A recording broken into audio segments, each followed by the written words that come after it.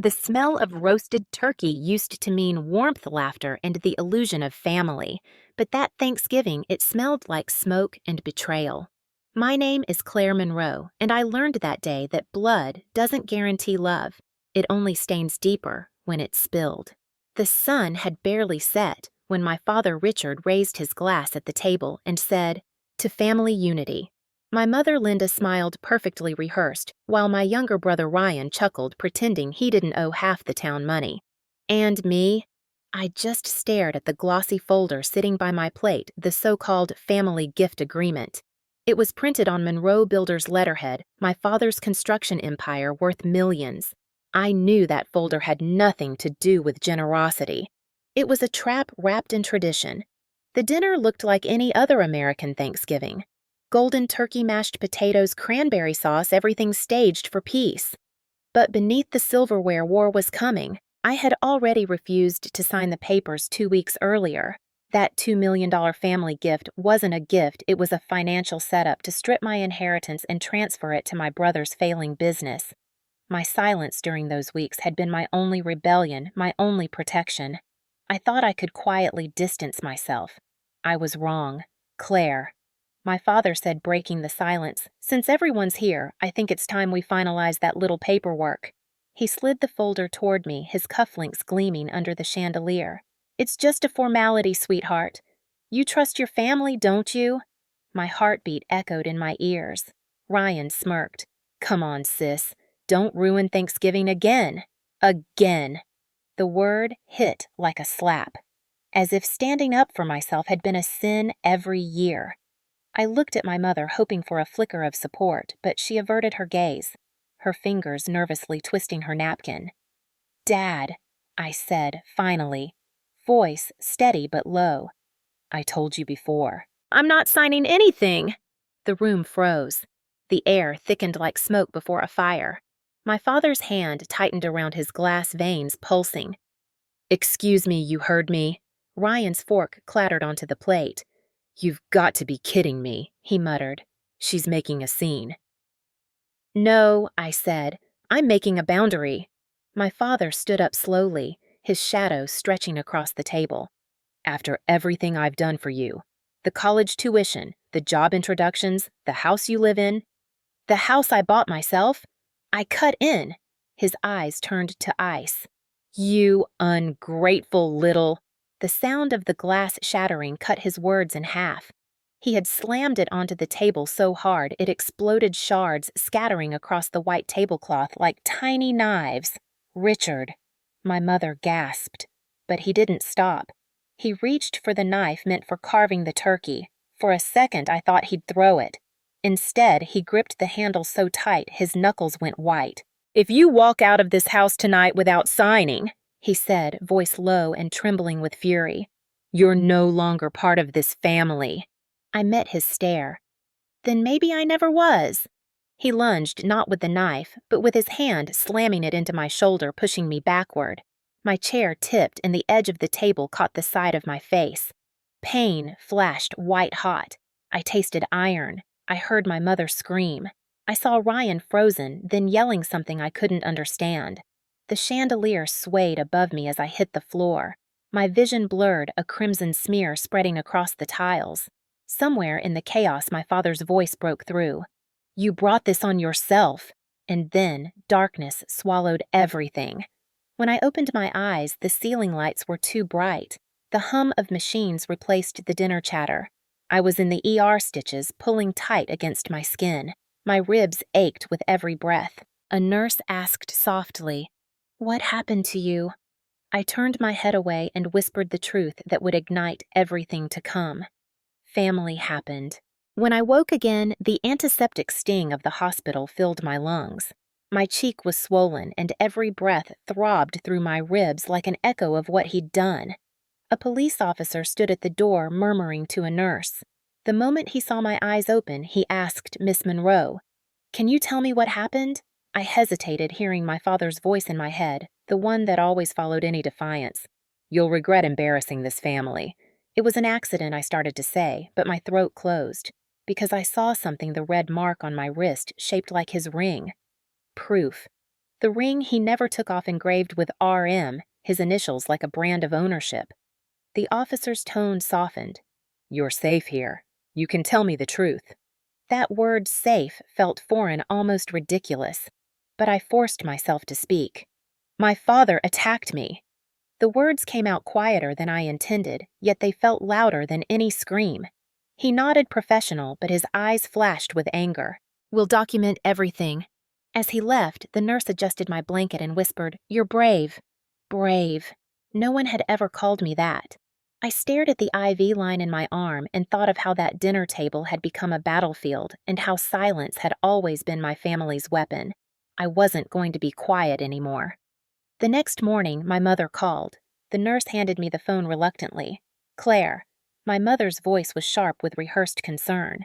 "Your father didn't mean it. You provoked him. You know how he gets when you push his limits." My stomach twisted.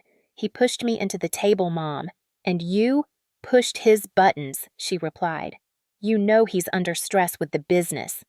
That was the moment I understood gaslighting wasn't just denial, it was tradition. "I'm not coming back," I said quietly. "Don't be dramatic," she hissed. "If you love this family, you'll sign the papers and end this nonsense. You're tearing us apart." My chest tightened. "No, Mom," I said. He did that. I hung up before her silence could stab deeper. A few hours later, a woman in a navy suit arrived at my room. Sharp eyes, calm voice.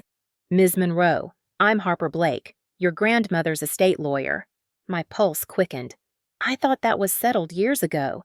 She smiled faintly. "It was. But she left a protective clause for you. One your father can't touch." My mind reeled. Protective. She opened her briefcase and handed me a sealed envelope. "Your grandmother knew your father's patterns. If you were ever harmed or coerced regarding your inheritance, your trust would automatically release in full to your independent control." I stared at the papers, the ink crisp and deliberate.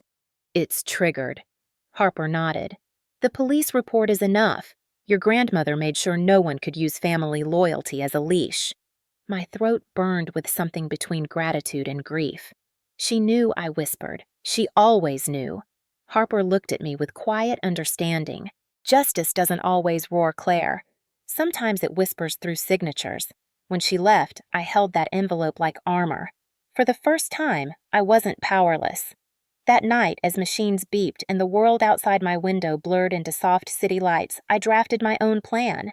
No running, no hiding. My father's empire was built on intimidation and false virtue.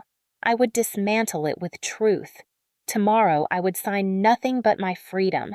I would walk into his office not as his daughter, but as the woman he could no longer control. And when I did, I wouldn't raise my voice, I would let the law speak for me. Because for men like Richard Monroe, silence had always been obedience. It was time to teach him that my silence was now strategy. The next morning, I stood in front of the mirror inside my small hospital bathroom, staring at the woman reflected there. My lip was split, my cheek purple. The faint outline of his ring still marked my wrist. For a long time, I'd believed bruises meant shame. But now, looking at them, I saw something else proof. Proof that Richard Monroe, the man who'd built his empire on reputation and control, had finally lost his mask. And I was going to use every bruise he gave me as evidence. Harper returned mid-morning with coffee and a folder thicker than the Bible my father swore by but never lived by. "The protective clause gives you legal power," she said, flipping to the notarized pages. "It releases your trust immediately, bypassing all family management oversight. It also grants you controlling interest in a percentage of Monroe Builders' equity shares." I blinked. "You mean he can't touch it?"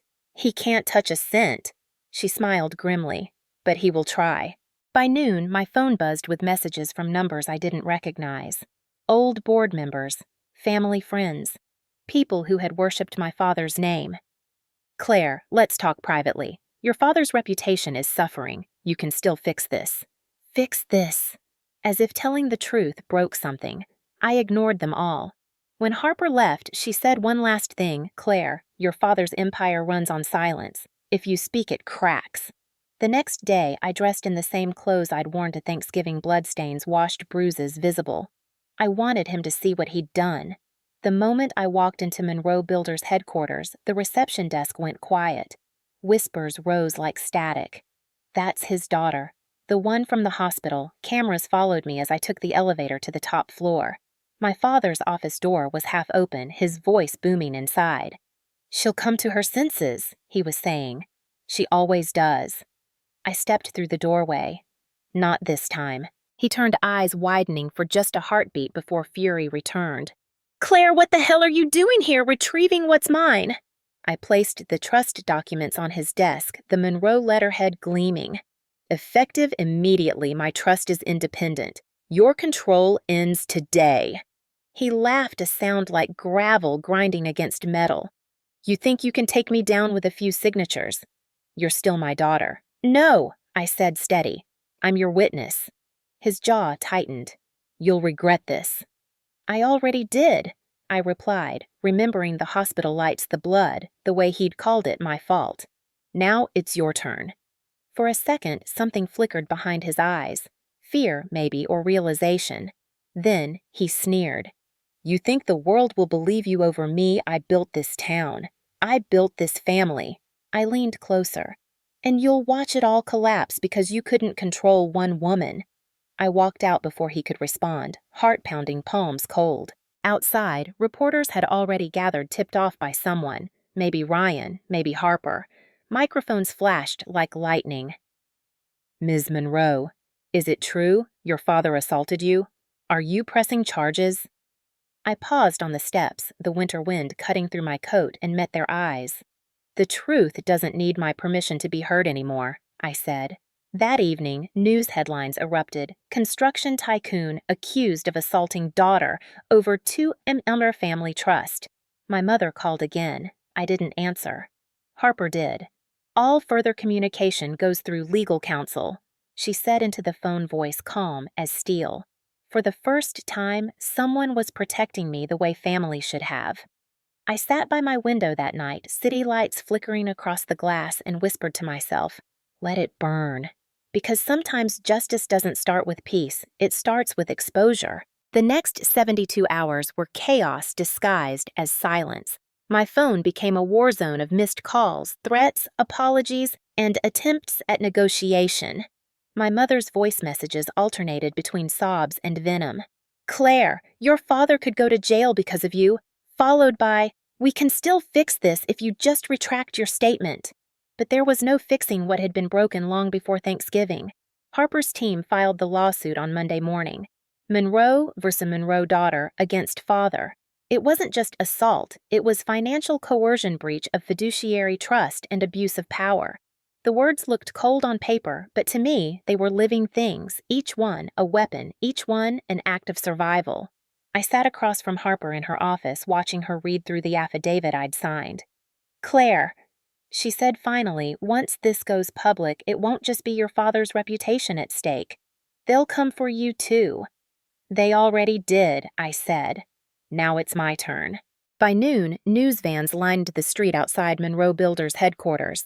Employees peeked through blinds, gossip spreading like wildfire. My father issued a statement through his PR team.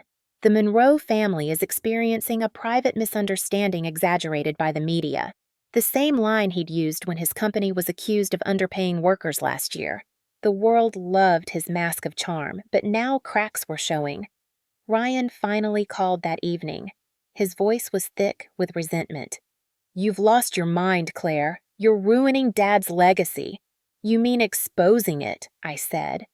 "You were always jealous," he snapped. "You can't stand that he trusts me with the business." "He trusted you," I laughed bitterly. "Ryan, you've gambled away more money than you've ever earned. He doesn't trust you. He owns you." Silence stretched across the line before he whispered, "You'll regret this," and hung up. That night, a black SUV idled outside my apartment for hours. I watched it through the blinds, the engine humming like a threat. Harper advised me to move temporarily. "You're not paranoid," she said. "Your father plays dirty when cornered." I relocated to a safe apartment arranged by her firm, a modest place above a bakery that smelled like sugar and sanity. The walls were thin, but the air felt different free. On the third night, my doorbell rang. When I opened it, a familiar face stood there. Mrs. Donnelly, my grandmother's old housekeeper, holding a small wooden box. "Your grandmother told me to give you this if things ever got bad," she said softly. My heart stuttered as I took it. Inside were 2 items, a gold bracelet engraved, "For when they forget who you are," and a USB drive labeled "Truth." When I plugged it into my laptop, the files hit like lightning.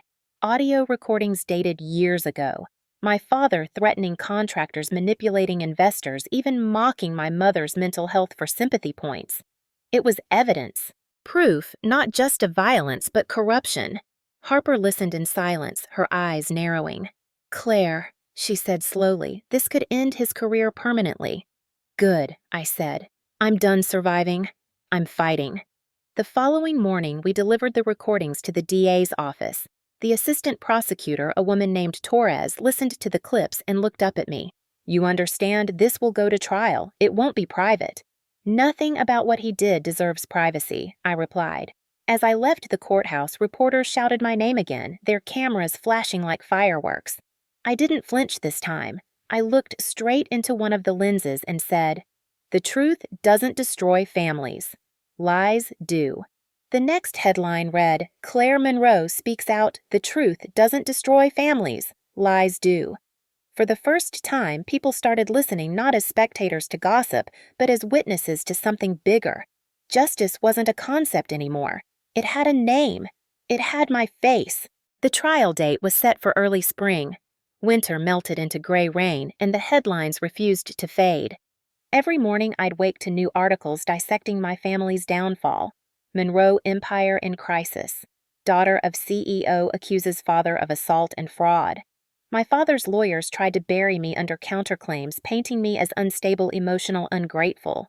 They framed the Thanksgiving attack as an unfortunate misunderstanding caused by my erratic behavior. I stared at their statements with a bitter smile. The same script they'd always used, rewrite the story. Silence the witness, make the woman look hysterical. Harper's legal team was relentless.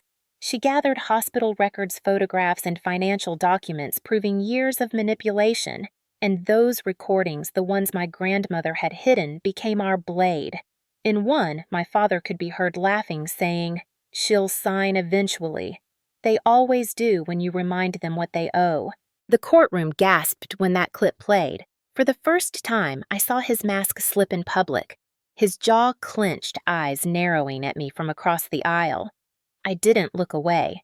The prosecution built a case of patterns, how he used emotional and financial control as weapons, how he treated family like extensions of his empire. My mother sat behind him, sunglasses on, as if pretending anonymity could erase guilt. She avoided my gaze every day. On the 4th day of the trial, she took the stand. "Linda Monroe," the prosecutor said, "did your husband ever physically harm your daughter?" My mother hesitated. The silence felt like a scream. "He lost his temper," she said finally. "But he's a good man. He provides for us." "He provides control," I whispered under my breath. "What was that?" the judge asked. "Nothing." "Your Honor," I replied, though my eyes stayed locked on her. I wanted her to look at me, but she never did. That night, Harper visited me in my hotel room near the courthouse. "Tomorrow's the cross-examination," she said. "Your testimony will decide everything." I nodded, pretending calm, though my stomach churned. She placed a hand on my shoulder. "You're stronger than he ever imagined." The next morning, I took the stand. The courtroom buzzed with tension cameras outside, flashing through the windows. Ms. Monroe, the defense lawyer, began. "Isn't it true you provoked your father during Thanksgiving?" "Define provoked," I said evenly. "Did you raise your voice after he demanded I sign away my trust fund?" "Yes." "Did you strike him?" "No," I said. "He struck first." The lawyer smirked. "There are no witnesses who can confirm that." I smiled faintly. There were 30 people at that table, and every one of them heard the glass break. But only one person recorded it. Harper slid a small USB drive across the prosecution table. My heart raced as the audio played the Thanksgiving chaos frozen in time. The sound of his voice yelling the shatter of glass, the scream that wasn't anger but pain. Then silence followed by my mother's whisper, "Richard, stop." The jury's faces tightened. My father stared straight ahead, jaw rigid, refusing to flinch. But I saw it, the first flicker of panic. When my testimony ended, the courtroom was quiet. I stepped down from the stand and exhaled slowly, feeling years of silence lift off my chest. Outside, the reporters swarmed again. "Claire, what do you want from all this?" one shouted. I paused at the courthouse steps and said, "Not revenge, accountability."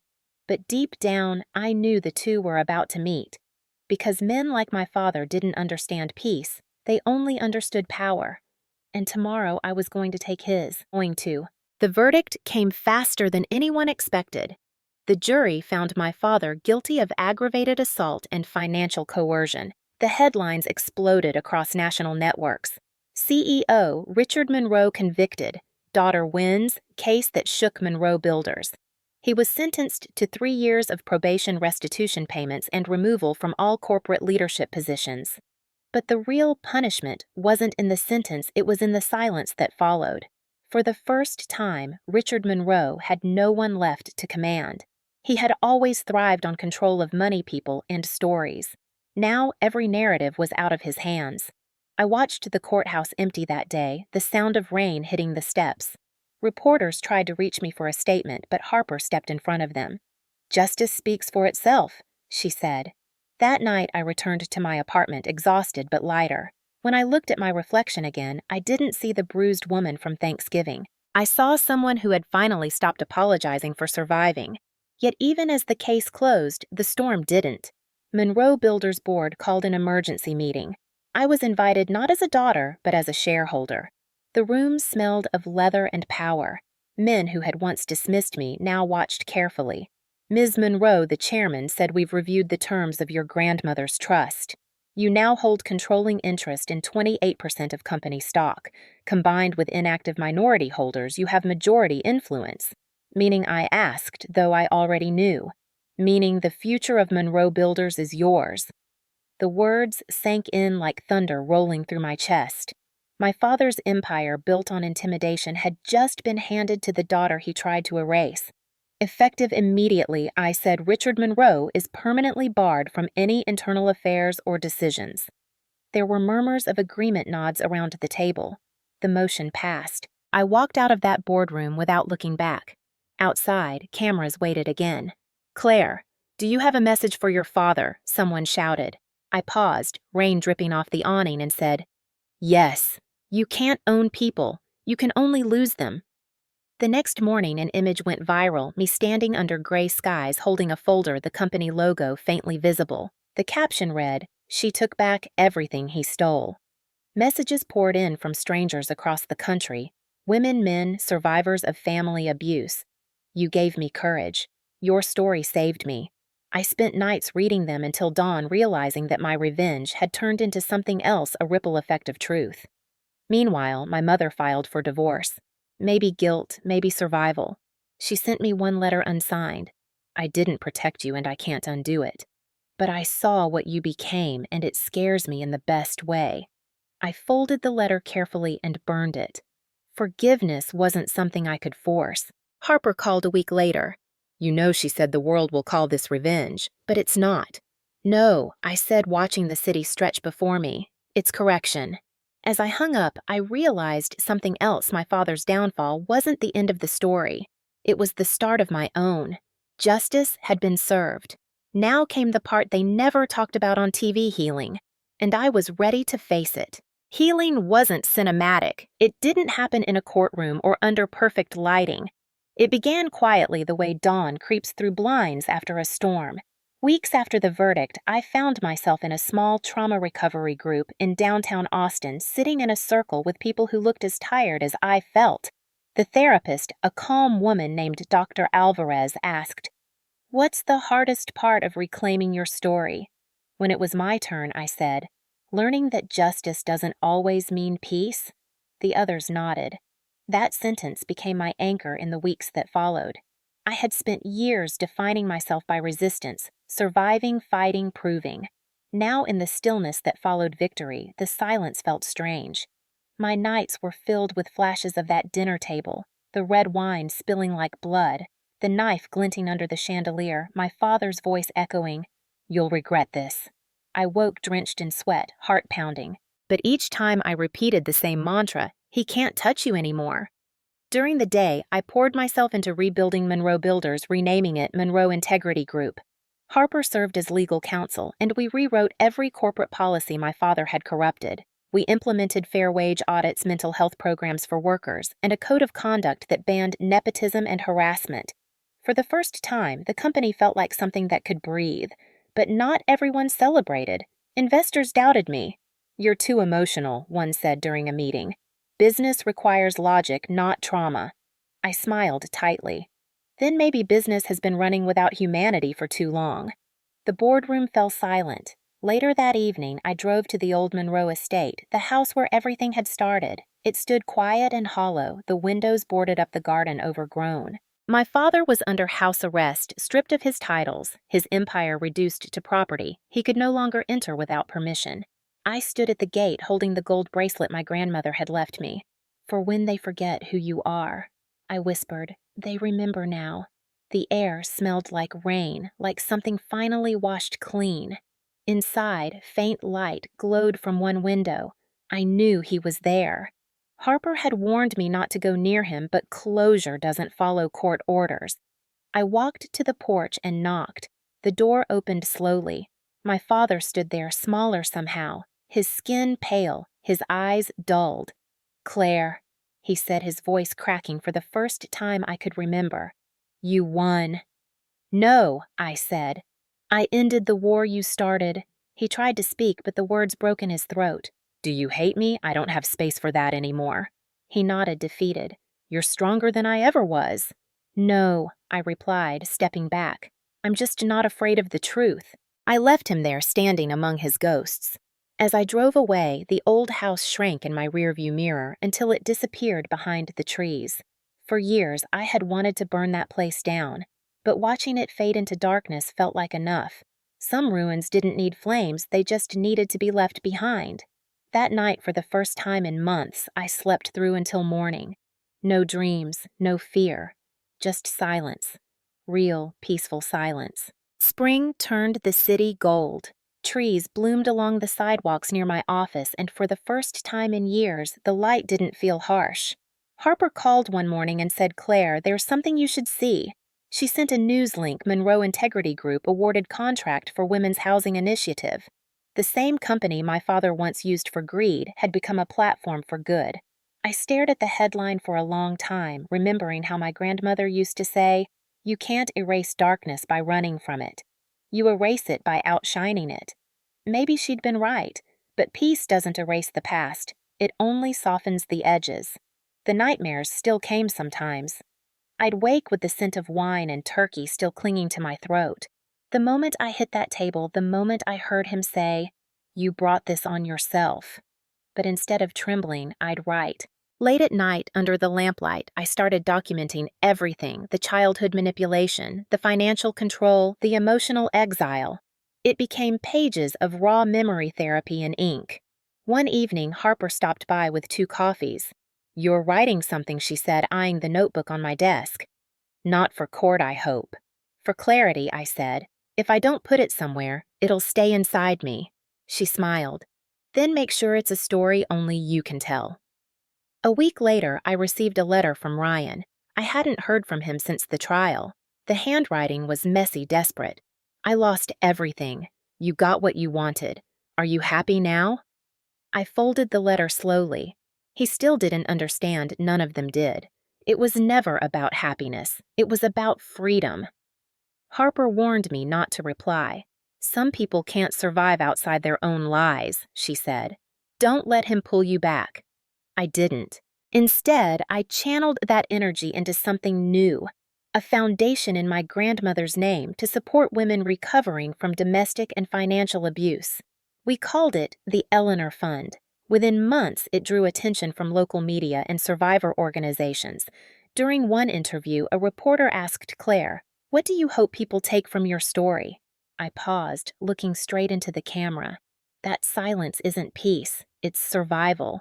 But when you finally speak, you don't just save yourself, you save others who haven't found their voice yet. The room went quiet. Later that week, letters began arriving from women across the country, teachers, nurses, mothers, each one beginning with, "I saw your story." Some were still trapped, others had escaped. I read every single one. One in particular stood out. My father used to say family is forever. I thought that meant love, but it meant control. "Thank you for showing me it can mean something else," I cried reading that. Because I realized that my revenge had transformed into something unrecognizable justice, not as punishment, but as prevention. I didn't just take back my life. I built a bridge for others to walk across. That was the quiet victory my grandmother had been preparing me for all along. As the sun set over the Austin skyline, I closed my laptop, breathed in the soft hum of the city, and whispered to no one. We did it. Not I. We. Because every survivor who stood back up turned my fight into something greater. Justice had stopped being a courtroom word. It had become a community. The following autumn, 1 year after that bloody Thanksgiving, I returned to the same hospital, not as a patient, but as a guest speaker for a trauma survivors conference. The ER hallway still smelled of antiseptic and fear, but this time I walked through it upright, steady, wearing a navy suit instead of bruises.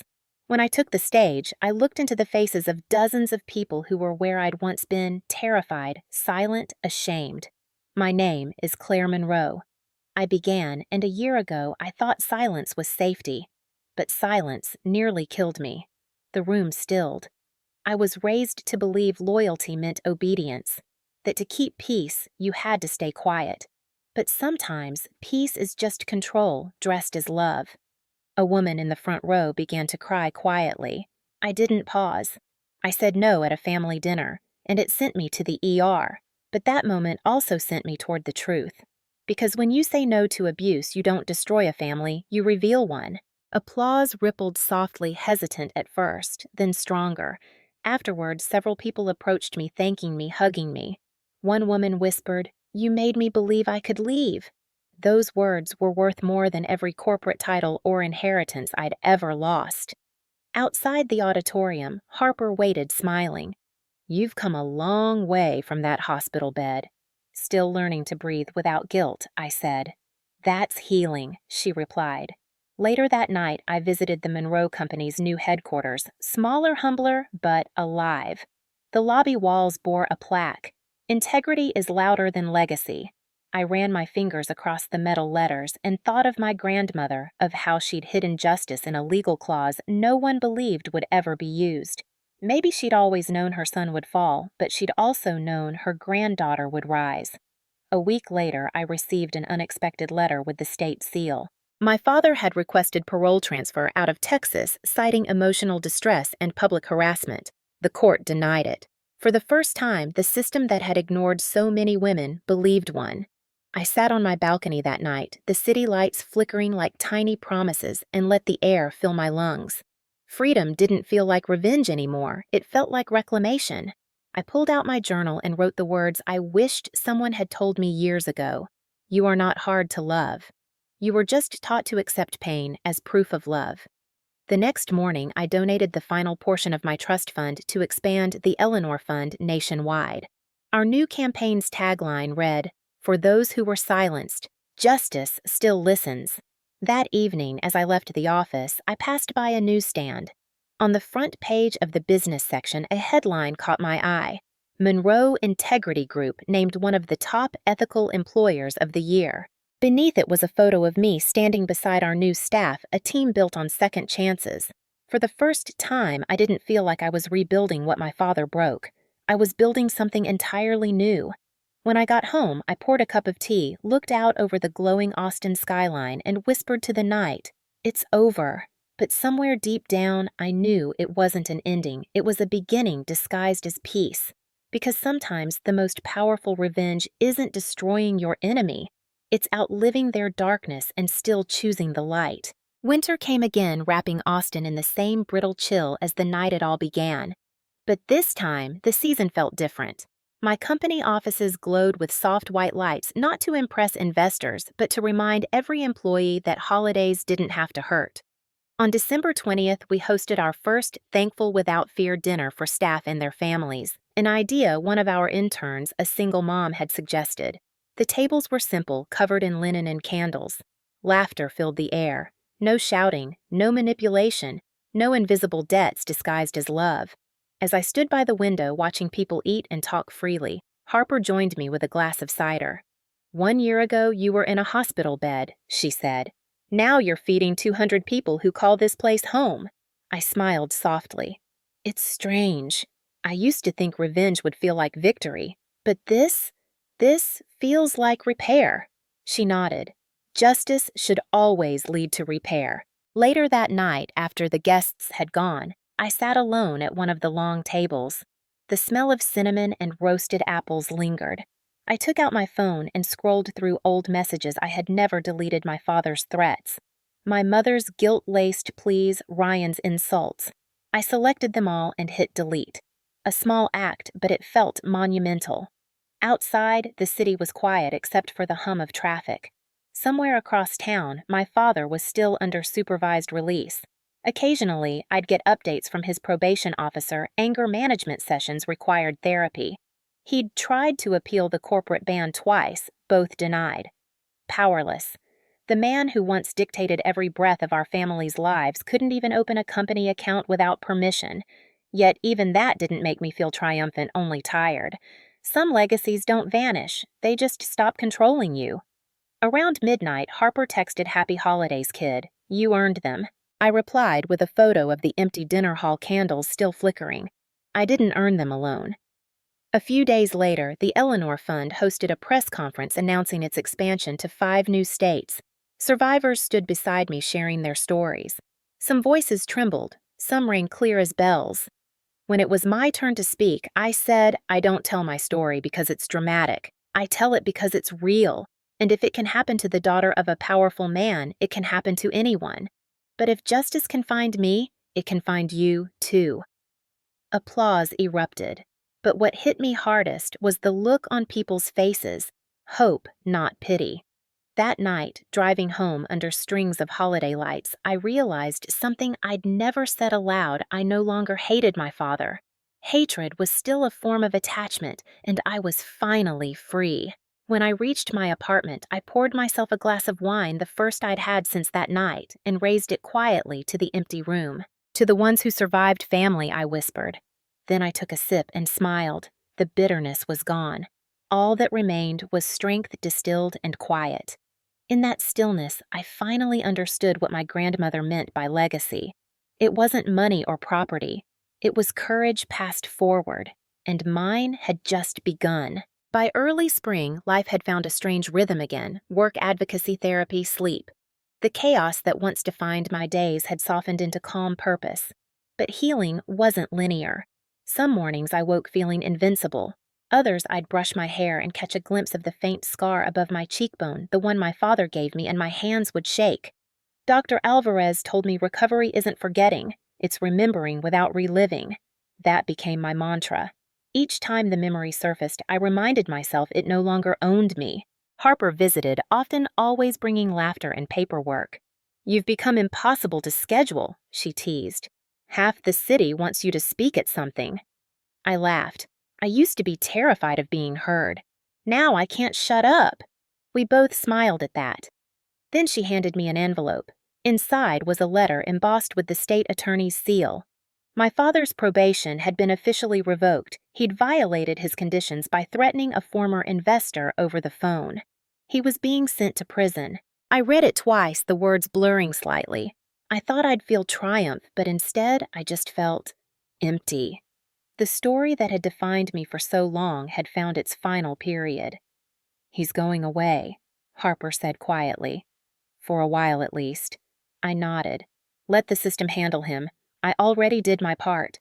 That night, I drove to the hill overlooking the city, the same place my grandmother used to take me as a child. The skyline shimmered under the Texas moonglass towers, glowing gold and silver. I sat there for hours thinking about everything that had broken and everything I'd rebuilt. Justice had been served, but peace that took daily work. I opened my journal and wrote, "Justice is the architecture of peace. You build it one truth at a time." A week later, the Eleanor Fund held a gala, the first major fundraiser since its national expansion. Survivors from across the country filled the hall. The air buzzed with life and defiance. Some of the women wore scars openly. Some smiled through tears. When it was my turn to speak, I stepped onto the stage in a dark blue dress the color of dusk before dawn. Last year, I said I spent Thanksgiving in the ER because I said no. Today, I stand here surrounded by people who said yes to survival, to courage, to starting over. I looked across the room, faces glowing under chandeliers. We were taught that silence protects us. It doesn't. Truth does. And when we share it, we build something indestructible together. The applause that followed wasn't loud. It was deep, like a heartbeat shared across the room. Harper raised her glass from the front row, eyes bright. To Truth, she mouthed. After the event, a young woman approached me, no older than 20. Her hands trembled as she said, "My mom used to tell me stories about you, how you fought your father and won. She left him last month. She's safe now." I swallowed hard emotion, tightening my throat. "Tell her she's the hero," I said. The girl smiled. "She already knows." When I finally returned home that night, I stood on my balcony again. The city below hummed with life, cars, laughter, distant music. I thought about my grandmother, my father, my younger self. About the line that connected us all through pain, then broke and reformed through strength. For the first time, I didn't see that night as a wound. I saw it as an awakening. I wasn't the woman who refused a family gift anymore. I was the woman who redefined what family meant. And that realization felt like something close to peace. A full year after that Thanksgiving night, I drove back to the old Monroe estate.